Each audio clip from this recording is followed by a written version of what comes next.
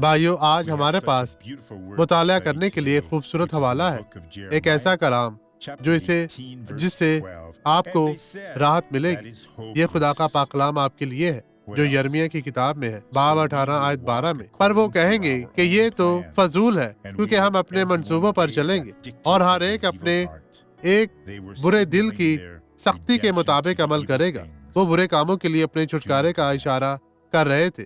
ऐसा मत करें। खुदा से उसकी मोहब्बत हासिल करने की जरूरत है और खुदा की तलाश करें। खुदा आपको बरकत दे और इसके मुताबिक चलें। उसके असूलों, उसके आयन को मानते हुए उस पर चलने की कोशिश करें। आप देखेंगे कि खुदावंद आपको बरकत देता है। अब ये गवाही देखें। मुझे चलने में दुश्वारी थी। बहुत मुश्किल से हमें सिखाएं आप कैसे चलते थे। उस तरफ चलें, उस तरफ चलते जाएं, आहिस्ता आहिस्ता। इस तरह आप चलते थे। तो देखें, अब आप अच्छे तरीके से चलने की कोशिश करें।